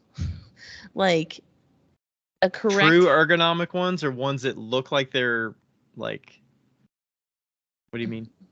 So a long time ago, I got a request to make this mug that had the most hideous handle I've ever seen in my life. It is the most comfortable handle of all time. It was a 2-finger handle, and then it swooped down and it had a spot for you to rest your third finger under, Mm-hmm. and it was booped out a little bit so you can like just rest it there. So you rest it underneath the handle part. Yeah, so it looked like a question mark. Oh. It looked like a question mark, so it was so it wasn't like resting against the mug. Oh. So your Yeah, that does fingers look were like it'd be straight. weird. Yeah, your fingers were straight when you held it, but it was Uh, wonderful. And I it was talking to looks the lady like that it'd be asked me terrible. to remake the handle, and she's like, "I know it looks terrible, but it's so fucking comfortable." And I was like, "It's so frustrating when they're really comfortable and ugly." Like, But then there's handles that look like a work of art, and you're hmm like, that is the most uncomfortable handle true, I've true ever that. held. Yeah, true that. Hmm. Yeah, there's a line between like how thick the handle needs to be, how wide, like thick, just the the, the, slab of clay thickness, and then there's like Hmm. the width side to side. Yeah. No one will ever, ever, ever, ever, ever agree on handles. And so I was watching. I follow this guy that's father of daughters on Instagram, and the Mhm. other day, the other day on his stories, just out of the fucking blue, he's like, "I have something to talk about. I have always held my mugs with one finger, and I just learned that my wife holds her mugs with two fingers." And then he went on this like 15 long story about how people should be holding their mugs, and like how How people people not should be holding their no, mugs. like how people do hold their mugs, and then like Oh, asking questions. And it's just like, we look at this as potters as something, a normal conversation, this is just like a normal conversation that we oh, have every definitely. single fucking day. And then most people are just like completely oblivious, and then they To how realize people that it's hold their such a thing. mugs. Yeah. Yeah. And then they realize that it's an actual thing. And then It's a every day we're talking with customers about like mug body shapes and thing. how it's narrower at the top so it holds the heat in, and they're like, Yes. "Yeah, I love it." And I love the that. handle doesn't get hot like it does on other pieces, and you know. Even though it doesn't get hot on other pieces. I've never had a mug that got hot in the handle. Like, It's where did like, that come from? Like, have you ever had a mug that got hot in the handle? no, I mean, I pour hot liquid directly into the mug. I'm not heating anything up in the microwave personally. You I, monster. I don't I don't do that just because I don't reheat stuff like that. I would just dump it out. Um, but some tea like actually tastes good cold. So if you just let it sit out, like green tea, Black tea. Yeah. that's good Hell cold. yeah. Fuck Black yeah. tea's all right cold. Lemon Black lift is tea good. is black tea is sweet tea, Ryan. I know, but I'm saying like That is a vanilla complete chai. contradictory. You're not gonna drink like chai cold. That I doesn't know, but taste as. I just said black tea, and you were like, black tea, meh. You literally drink sweet black tea in the fucking fridge. That's Like, not the same thing. When I drink black tea in the morning, I drink like lemon lift or vanilla chai or English breakfast. English breakfast does not taste good cold to that me. is not black tea. That's just tea, black tea with flavors. There's I like, know, but it is like chai. That's a specific type of tea that if you're not drinking it like true, iced chai latte is different than chai. true, Like that can be true. cold and it's not that big of a deal. But I want everybody to know that Ryan and I have reached family status, and the reason is the reason is that I will never yell argue at people unless I'm in the same family as them. And this weekend we had a full out yell argue petty bickerment. It was I don't it even was remember what it was. Oh, what's the question you put on Instagram? it was about men going to the bathroom. Finish your was statement. That is it not was the end of what it it was. was about women going to the bathroom and then like on a first date and texting their friends and saying like, yo, this guy is great, or yo, dude, this guy's a fucking weirdo. And then I was like, dude, and then we were like, I bet like if men it was because there was that video of the girl, and this man goes to the bathroom, and the girl like picks up his phone and is like, therapy, couples therapy, therapy, therapy. Yeah. Trying to get his phone. And I was like, who the fuck leaves their phone at a table on their first date when they go to the bathroom? That's when you take your phone and then you text your friend and is like, yo, And I like this guy said, just sneezed and a guys booger do flew out of not. his leg. Like, I said, women do that. Guys do not do that. and then we Guys do got, not go to the bathroom and text each other about how their right, date's going. regardless of the answer, we got in a full on like yelling match, like Hey, a friendly yelling bickering yes. match. And I was like, wow, we're family. Like And then you put normally it to a poll out to the interwebs, and I think it came back that women are dumb. most people Because agreed that men do not do that. no, but we found out that women don't read. Because we all of when I did the men only poll, half of the answers were from women. I would say most people don't read. I think That's true. you're Most giving people women don't too read. hard of a time to just say women don't read here. Most people saw the poll, they read, they They glanced through it, glanced. and then they voted quickly. That is true. Yeah. So, yes, that was a good little argument. And then I'm like, if you're going to the bathroom, a guy is desperate to go to the bathroom. Like, he's not taking his phone. The only time he's gonna take his phone and like do something on it if he's taking a shit. Nobody's standing at a urinal on their fucking phone, much less texting their friend in the moment. Like, hey, this girl's hot or whatever. She's great. I'm like, no friend is waiting on the other side, We weren't waiting for saying you that to you'd be text. sitting at the standing at the urinal. We were just saying I would pop a text to somebody on my way to the bathroom or No, guys are yeah. just like, where's the But bathroom we're at? also trying to convince Ryan that he is of a different breed. You are the Spock of the world, and you're like, this is illogical. And I'm just thinking through the scenarios. When is the time that he's going to text somebody? At what situation is he going to take his phone out? Is he going to wash his hands? Maybe not. You know, that's gross. You should wash your hands, by the I mean, way. I do, but I'm saying, like, is there a chance that he doesn't Yeah. wash his hands? What's the Ryan will go to chances the of him bathroom just to wash his texting hands. somebody and washing his hands? Yeah, I'll go to the bathroom if I ate something with my hands, barbecue place or whatever. I'll definitely wash my hands. Yeah. Anyway, that's the conversation we had, and that's this conversation that we are having right now is very similar to how it ended then. And, That's why I overthink things for a reason. I don't just do it for nothing.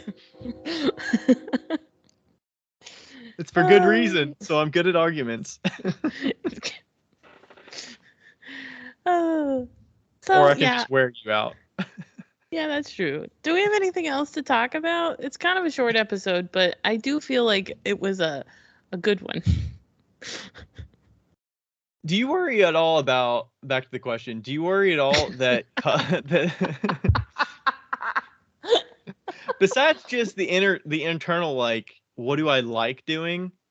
Do you worry at all that customers like are actually losing interest? I feel like that's a self-centered thing to feel like customers know what I've been making, and if I do something different, they're going to lose interest in me. I don't know. I've changed my way of doing things 15,000 times, so Yeah. I think that's why it's so important for you to. I think that goes back to the whole thing of it's so important for you to be your brand and for you to what you've done. People are interested in you. Like at some point, if you started producing the shittiest pottery in the whole universe, people would still buy it because they like you. And so with your pottery being consistent, you need to be consistent and you need to be on the interwebs. You need to be Rebecca just started, showing her face more on the Instagram and babbling on about internet problems. And she's like, people love that. And I'm like, yeah, because you're showing your face. They want to see who is behind the Instagram. Why do you think I've had such a successful, I only have 10,000 followers, 11,000 or whatever, I don't know. But they're all there for me, not for my pots necessarily. Or, a lot of them are there for Lloyd. Let's be honest. It depends on what you share, right? Because I share a lot of Yeah. process. I feel like most people don't care about the pots at the end. There's Right. a sliver of customers in there, but most people care about the process of how I'm making things and what I'm making, and the colors or whatever that's drawing my entertainment value or my ability to produce content that people enjoy watching for entertainment, not so much the finished product. Yeah, and it's not even as important to show your face as it is just to show your personality. I rarely show my face on my Instagram. Rarely. Because I don't want to look at my face, and also I don't have anything to say verbally. Usually it's just I'm better at texting, but they still know me because of that. And so I think that you're prime for voiceover. Your commentary on voiceovers. I'm prime for voiceovers. That's great. But so I do think that along with your making your pots consistent, you also need to be making yourself available, not available, peer. People need to know who you are. They need to know your face, know your face, but also know your thoughts and your ideas and your fuck ups.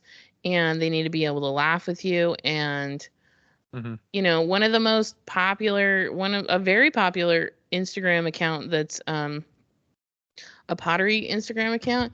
All she does is share fucking hilarious memes. Like she doesn't even share any of her process, but people love her Nicole because all she Dacey. does is what? Oh well, that. But no, the mug and yarn. I can't remember what her name I was is. thinking you were talking about Nicole Dacey, but She's funny too. But yeah, I think it's like, and there's a reason why Nicole has blown up is because she's shown who she is. And like she's okay with, and the same with Sarah, my studio mate Sarah. She blew up because she's a fucking weirdo in the yeah, best way possible, and she's like, she has cool shit, but also she's fucking crazy. it doesn't hurt that And she's good to look at on the true, interwebs. true that she is very beautiful. I'll say it for you. Um, she I is can say very, that just as like, hey, it's a fact. Like, it's a fact. She is very attractive. So like, and she's a fucking weirdo. So what's better than a attractive weirdo, you know, that jumps off of their pottery wheel that has a fucking adorable dog, like that. You know, she shows herself through videos. If you can show yourself either through videos or stories, you'll, even if you do change your style, they'll follow you. mm-hmm.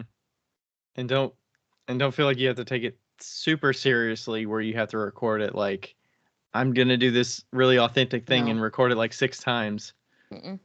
to try to get it perfect. You need to kind of go through the reps of Yeah. figuring out what people like and what people resonate with, and like the Yeah. whole like figuring out putting marble in things is like, hey, I did this one time and I thought it was funny, and also I just keep doing it because I'm like, what thing can I make that I haven't shared marble in that like would be kind of interesting.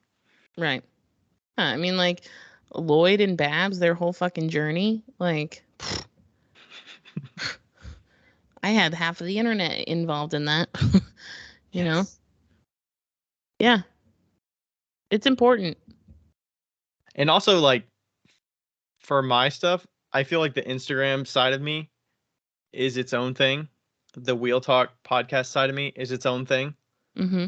And then the like show, like local person is its Oh, own for thing. sure. For I'm sure, for not, sure. and then my personal thing with like fans and not fans, with like friends and family and stuff. It like, it's not all threaded through Mm-hmm. pottery. And then I have my own thing with like work. So I feel like I'm fine with having them separate and not having everybody intermingled in all of it. That's why like Agreed. it doesn't help me necessarily to share everything on Instagram about here's all my shows coming up in Cincinnati or whatever, because most of the people following me on there are not in Cincinnati. Correct. If they are, I can share it through stories or whatever, or I have links to my website. People can go find that information if they want. But I Yeah. feel like people are not going to stumble upon me and come to a show because they saw an Instagram post that talked about the shows I'm doing. Right. Like, yeah, once I left Washington, my Facebook went completely dead. Like I didn't post on there. I didn't do almost anything on there because there was no point. Mm-hmm. Like, like there's still people that support me from Washington, but they usually follow me on Instagram, and like I have no, Mm-hmm. like I have no shows, I have no anything like that. I don't live in Washington. I can't. So Yeah. like it was for the store, like I couldn't, post that stuff. So yeah, it's true. Like keeping those things separate is totally fine. Like having a community you and then an Instagram you, that's fine. It's totally Yeah. fine. And I felt like I was like forced into, okay, I have a show coming up. So I have to do a post the week of talking about the show coming up. That's only going to Yeah. appeal to like 5% of my people that follow me. And most Mhm. people are not going to give a shit. Just like what happens with other people that you follow that are in Maine or something. And I'm not nowhere near Maine. So I don't care Right. about their event that they're doing in Maine Yeah. because I can't see their stuff. So, I don't feel obligated anymore to say like, okay, Instagram, I have to post about this show I'm doing. Yeah. Maybe I need to get back on Facebook a little bit more and post and the cross posting doesn't go from Instagram to Facebook anymore if you only do reels because they don't cross post for whatever reason. So I have to post like images that go to Facebook. So I might need to get on that, and Rachel might help me with that. But you know, keeping it separate is fine. And even with like Wheel Talk, I feel sometimes a little bit overkill sometimes when I post on my personal page about Wheel Talk, because I'm like, a lot of people don't know about Wheel Talk because if they're not potters, they don't really care. Right. But if it's important enough, I feel like I will cross post it. But also, it's fine that there's a community in Wheel Talk that's just that community, and there's also a community in Pot Swap that's just knows us from Pot Swap. Like, right. That's fine too. The best thing we ever did, although the most annoying, was create an Instagram account for each of those separately. Yeah. Yeah. Because imagine, like, I don't know how people do it. Like Rebecca from Maker's Playbook, like she has her Maker's Playbook account and that's it. But she doesn't make hands-on as much. She has she does photography and stuff, but like it's all threaded through that one account, which makes me feel like, oh, that'd be nice. But also, wow. There's a lot of balancing acts of like, what are people following you for? Are they following you for the podcast? Are they following you for your photography tips? Are they following you for, what your products look like that you're photographing or whatever? But she's also like not advertising her like entertainment photography and stuff that she does kind of semi full time. So I wonder if she does that on Facebook. I don't know. I think she just has a different website for her like event booking for photography. But yeah, it's kind of, there's different ways to do it, right? Yeah, I'm considering deleting my Facebook altogether. Your personal Facebook account or the like business account? Both. Business page? I don't know why the fuck you can't have a business account without a personal account. Like, it is absolutely insane. Can you like mute your personal account or something, or like? I don't know. Did you know my personal account posted a couch for sale in Sultan, Washington yesterday? Your actual account, like your real one? Yeah, my real Facebook account posted my couch from 2018. Oh, for sale. For sale. Rachel's account does that sometimes. It'll show like Rachel posted this item for sale, and it was like Rachel renewed it or something in Facebook, and she was like, why did it show you that? And I'm like, I don't know. Somebody hacked in my account. Like, I had to change all the passwords and shit, and I've almost forgotten what I changed them to, but like, it's just frustrating. Like, I have no need for a personal Facebook. Zero. Zilch. Nothing. Like, at all. And I really don't feel like I have a need for a Facebook, business Facebook. I mean, I think the reason you have to have the personal one is like, would you feel bad about not having any connection to like Clay Buddies? I mean, you used to be way more involved in there, but everybody in there interacts as their personal pages, right? Right. Or could you go to your business page and post as a business page? I don't know, but I haven't posted on Clay Buddies in probably a year, so. Yeah. And I don't look at it, so I don't think that would be too much for me. But I just like, I know. But would you ever get to a point where you would want to dip back into utilizing it, or you would need to utilize it? Because you could take it would be a little weird, but you could take your Five Lines business account and maybe you change this to something down the road and you still keep that retaining group of people that have showed interest and support for you in a completely different state. And it's different. Yeah, I don't know. I mean, maybe. Yeah, who knows? But this also, we all knew this was coming, but my mom still doesn't know. You have a podcast? She has to know. She has to know. Like, there's no fucking way she doesn't know. I'd like why does the rest of your family know? Like, does your sister know and your brother and stuff? I hope my sister doesn't know. I don't think she does. My brother does know, but he doesn't care. So, like. But I bet we all have friends that have podcasts, right? But we're not the only ones that do a podcast. Like, there's probably friends and acquaintances we know that have a podcast that we don't know about. Maybe. Like, is that really that far-fetched? I don't know. But, like, I think that all of my stories go to Facebook, and then my mom sees them, and then she lectures me, and then... But maybe not about that. Maybe about different things. Like today I got a lecture about giving away my sewing machine away.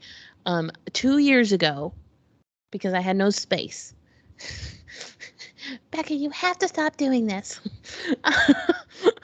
Oh, because you're going to start sewing your canvas bag. Yeah. And you don't have one.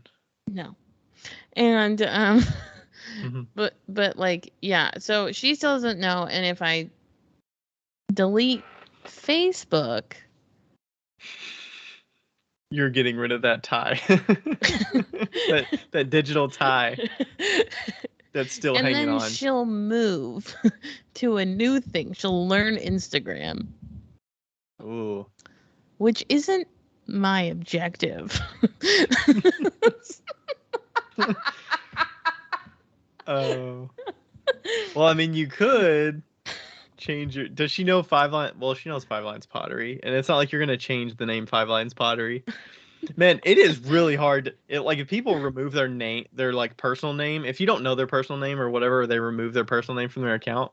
If they change their Instagram account, like they must be gone. Like if you don't know their name, their Instagram name, it is so hard to find somebody. It's so hard. Because if they just randomly change their name back in the day, it's like if I stop following them for whatever reason or whatever, it is hard to track somebody down. Or if you change your Instagram name and then you forget what their name was, and you're like, who the fuck is this? Like they just show up. Yeah, they just randomly change their Instagram account name. Yeah. That's funny. Well, you know what's gonna. I mean, I say this often, but you know what's gonna happen when I finally tell my mom that I have a podcast. She'll be like, "Oh, I know." Right. I just didn't want to listen. But you know she doesn't listen, so like the worry is that if she listens, she's not gonna like it or she's gonna be disappointed. But like, what's the realist? How real is it that she would listen? Much less no. 0%. Yeah. 0%. Yeah. Uh, Plus, the more content we get out there, the more like the harder it is for her to find the stuff that she might not like to hear. So who knows? Who knows? Yeah. And the by the way, my mom just really is very Christian and does not like cussing. That's what we're talking about. That's the reason that she never heard about the podcast in the first place. Because I wanted to spare her from my dirty mouth.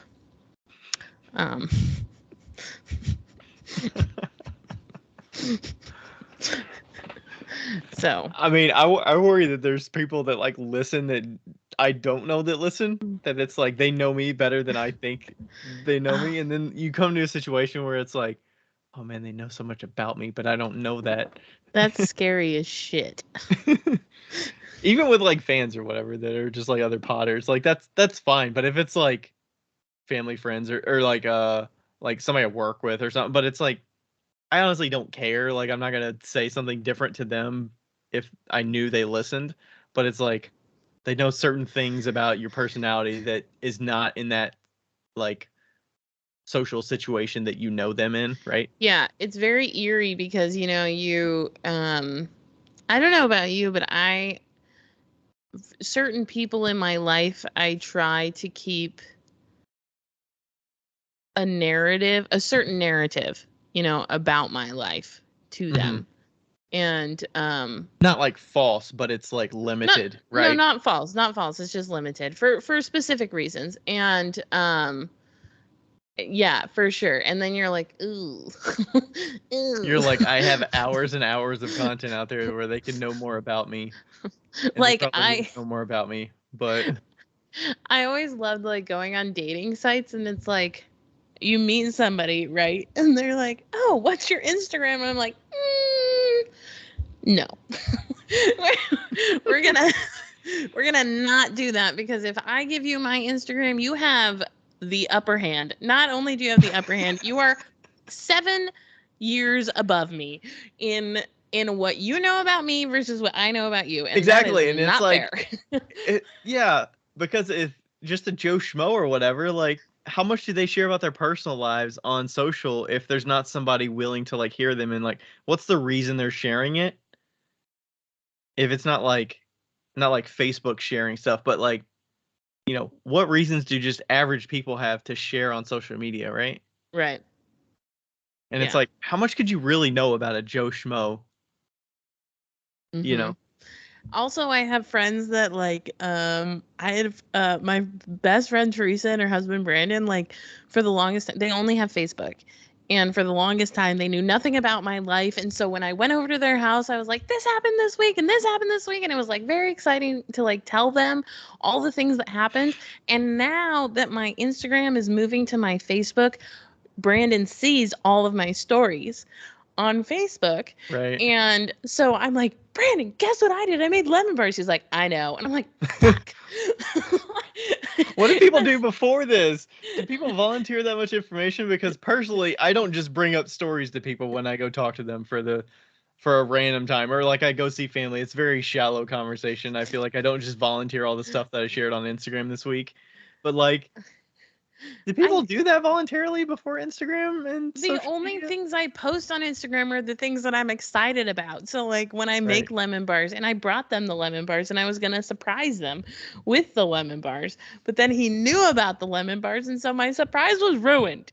Or you come by and see them and they're like, "We thought you were gonna bring lemon bars. Right. We saw you made lemon bars yesterday. Did you bring some?" It's like, well, shit. Now you kind of ruined the surprise. Right. Like I have no problem with them knowing the information. It's just such a bummer. like it just ruins all of the joy. Yeah, it feels like the storytelling is so watered down now that everybody, if you share it on social, then people already know about it, and it feels like you see them at a show and they like watch all your stuff or whatever, so they know what's going on in your life or in your studio or whatever. Oh, you had a nice kiln load, or hey, you had a blow up, or Yeah. whatever. Exactly. It's like if somebody I meet doesn't have an Instagram, I'm like, green flag. Green flag. Yes, I'm down. Or is Let's that be like friends. you don't know anything about them? Is that worse? No, it's not worse. I'm totally okay with that. 150%. Okay. You'd rather go in and like learn what they want to tell you and how they want to tell you, and I would get little trickles of it. But I Yeah, feel and like then you you wouldn't don't. dive in and like go 4 hours on this person's account and like find out everything you can about them though. I would never do that anyway, but yes, like it's just more organic to meet people and to like have those conversations just generally, like general people like Joe, Sarah's boyfriend, uh doesn't have an Instagram, so I get to learn everything about him naturally and like through, Yeah. and I feel like I'm too far gone. Yeah. Like I have created this life for me. I do not love it. like but I'm still going to do it because this is the life that I've created and people are used to it and I'm used to it and like just everybody knows my shit. And that's fine, whatever. But I really enjoy like people not knowing my shit. Yeah. I mean, I share a lot of stuff, but I'm like, if I see you in person, I'm not gonna volunteer information. I'm a very restricted like talker. If somebody asks me something, I will volunteer that way. But if the True. question's not prompted, I'm not gonna volunteer stuff and just bring up ideas to talk about myself or talk about this thing that I'm doing or whatever. Like Right. I'll talk business all day or whatever, or pottery all day, but they have to prompt it to me. But it's Right. like, That's because you're not ADD, like ADHD. Like this is a thing. because what do you mean? Because I'm like thinking about what they actually want to talk about and treading lightly. Is that what you Probably. mean? Yeah. I'm just a very bold human, I guess. Yeah. I just get very excited about things. Yeah, like when we were doing the art walk or whatever this weekend, you were going in and talk. I'm like, I'm just here for the entertainment to like hear what Becca's going to talk with the artists about because she's trying to like uplift their day. And I'm like, yeah, I'm not going to talk that much unless I they can't say I something to can't me. walk into a space and be awkward. Like I would rather be awkward talking than awkward silent. Like I'm going to. I'm not awkward though. I just like intently look at pieces and like we'll look at a piece for like 3 or 4 minutes and like get real close to it and like I'm thinking about the technique of how they did it and like the colors and all that kind of stuff. I'm more of like a silently look at pieces and stuff at an art walk than talk with the artist, I guess. Yeah. I guess that I actually brought this up in a conversation recently where I was never uplifted a lot when I was growing up. Like, you know, my sister and my brother were very good at everything that they did, and I was pretty good at like sports and stuff, which yeah, I know nobody would like guess that, but I was and and stuff like that. But and I don't know if this is just me thinking that I wasn't uplifted or if it actually happened. I could have been, that's fine. But so I think that whenever I meet somebody and they have something of value, I am inclined to always compliment them on that Yeah. because I feel like it didn't or doesn't happen to me. And Mm-hmm. so when I walk in and I'm like, wow, that painting's amazing, I say it out loud because I want them to know that I genuinely love it, even though I can't fucking afford it, you know? Right.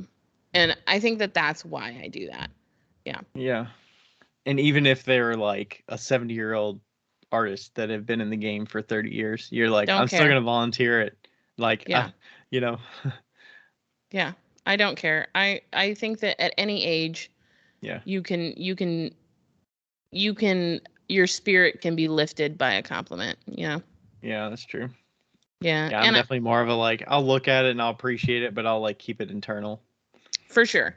And a lot of people But are they like can, that. yeah, but they can also like see that I'm actually like trying to look at it and like actually, they're probably wondering what's going on in my head when I'm looking at it. But it's like, I'm looking at certain things and I'm kind of like enjoying it in the moment silently. Yeah. I'm getting more appreciative of silence Mhm. because I'm like, there's enough stuff going on. It's like I'd rather just like look at this thing and give me a minute to not say anything and just take this Yeah. thing in the moment. I also I feel like maybe this is kind of toxic, but also I don't know if it is or not. But also I will never be rich because um because like if there is somebody that you can tell like at an art walk and they haven't been hit by like a lot of people, or like you can tell that not a lot of people are going into their space. If they have Hmm. something cheap to buy, I will buy it 100%.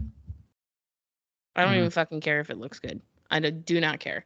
Like Just because to give them a little uplift, yeah, just to like just to give them a little bit, you know, little bump. of little bump. Yeah. Yeah. Yeah, nice. Yeah. The art walk was fun though. We should do that again.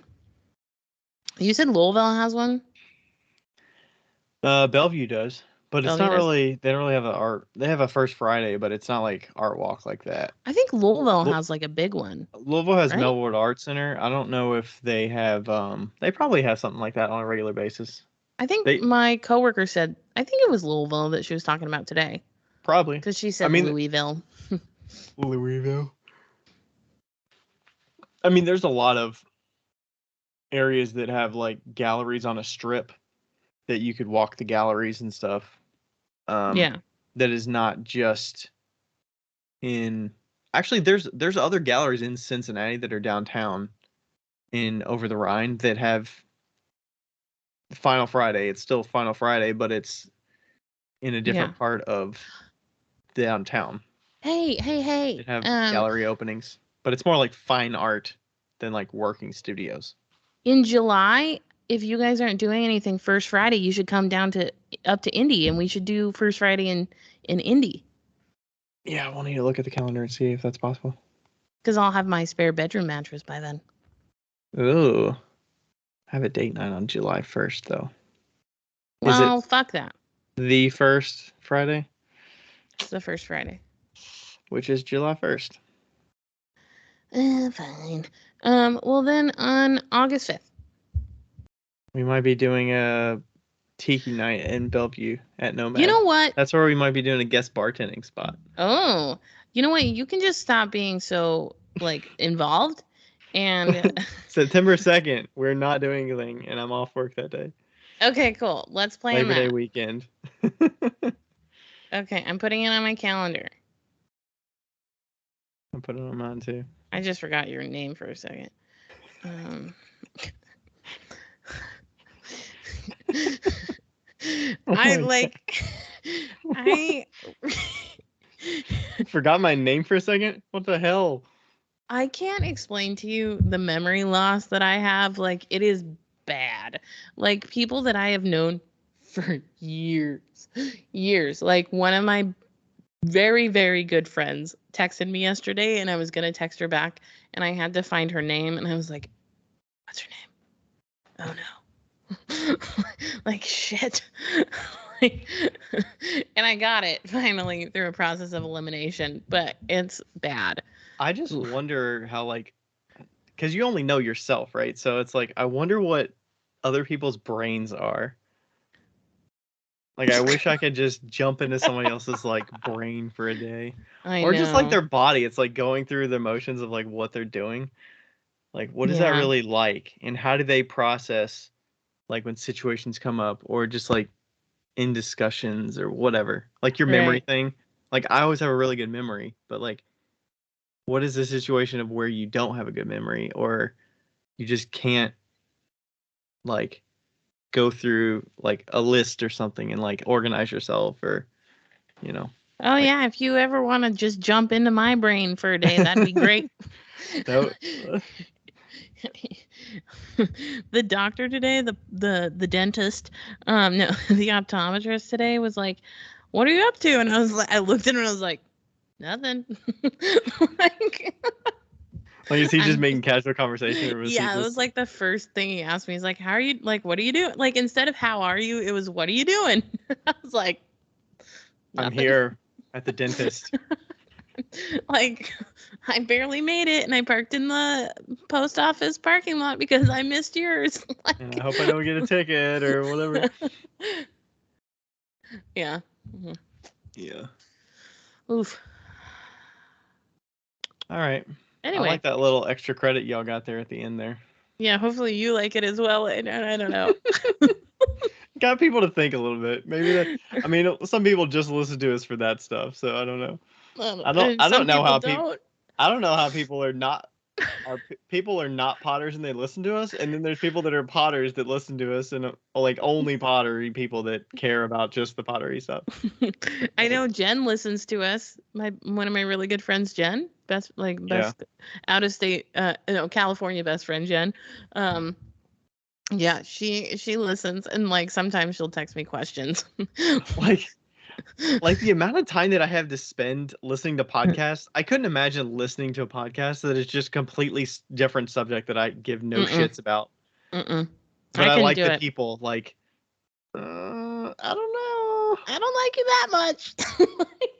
Like maybe if there's some thread that's like relevant, like they talk about movies or something. But if it was like a Star Trek podcast of people that I know, and I'm like, oh, is it worth listening for the personality parts where I literally don't give two shits about the content?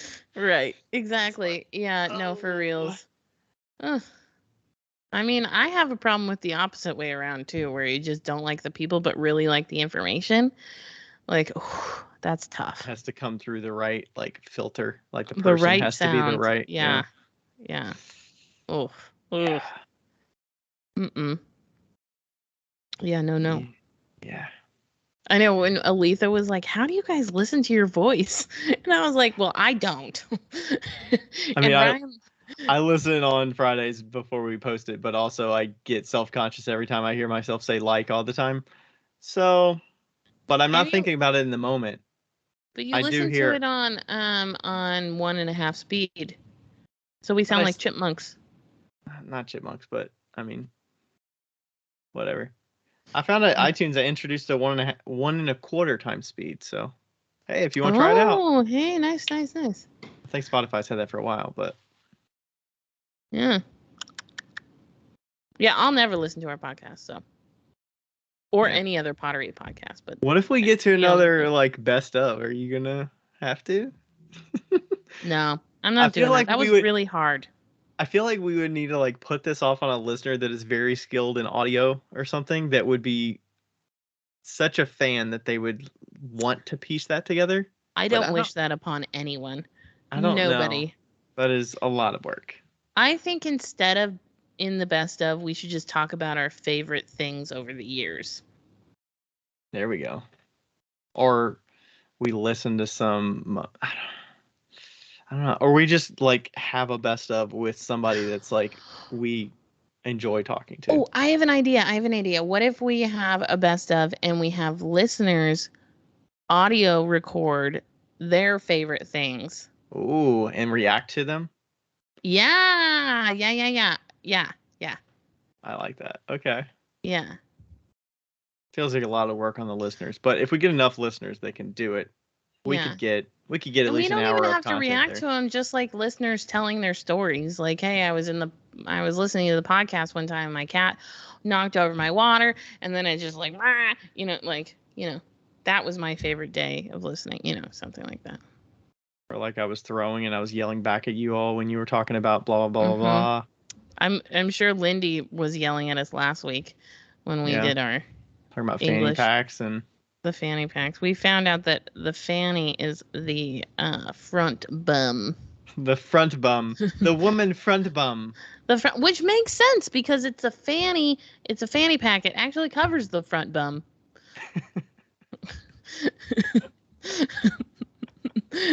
What did she call it? She didn't call it like a satchel or something. She called it a. She told us in stories, but I can't remember what. I can't remember. I thought it was something with an S, but I can't remember. Yeah, it might be a satchel. I don't know. Like an Indiana Jones satchel. Well, it's like, my friend in Australia, their coolers are called eskies. The napkins are called Eskies, like Eskimo? Yeah, Esky? like that. It's basically like Kleenex. It's a brand of cooler that they've converted into like what a cooler is. That'd be called like a Yeti or something. Exactly. And like, a caravan is their trailer. Thongs are their flip-flops. Mm-hmm. What are underwear? Knickers, right? Knickers for Maybe. I I feel like that's like an English thing. There's a lot of crossover between English and Australian, I think. I did see somebody that was Australian that shared a story or something that was from a post that it said like thong sandals, and it said somebody that's writing about Australia that is not Australian because it said thong sandals instead of Thong like sandals thongs. instead of thongs. Yeah. Yeah, for sure. Yeah. By the way, I found out the whole serialized episodic thing. Oh, okay. Go on. Back to the very beginning. Bringing it around town. Serials typically follow main story arcs that span entire television seasons or even the complete run of the series, and episodic relies on more standalone episodes. So okay, so it is sounds episodic. like Star Trek old school is episodic. But if you're talking like Stranger Things or whatever, that's serialized. Okay. Which makes sense because the podcast Serial was kind of like the first podcast. Oh, yeah. Yeah, and like MASH is episodic. Mm-hmm. But there's some that are like threaded very neatly, like on or SVU or like whatever. Right, like I feel like MASH is very like that, where it's like you could watch the first one, then you could watch the last one, and not have to watch any of them in the middle. But if you did watch all of them in the middle, it makes a lot more sense and it hits you a lot harder, Yeah. Okay, we should go. Yes. Okay. All right. Thanks everybody for listening. Thanks for everybody that's got mugs so far. Do we want to guess how many mugs we've sold so far? No. You're gonna jinx it. What? Don't. All right. Thanks everybody for supporting us. Whether you get a mug or not. Yes, we love you. Especially the patrons. Yeah, here's our outro about the Patreon. All right, bye. Okay, bye.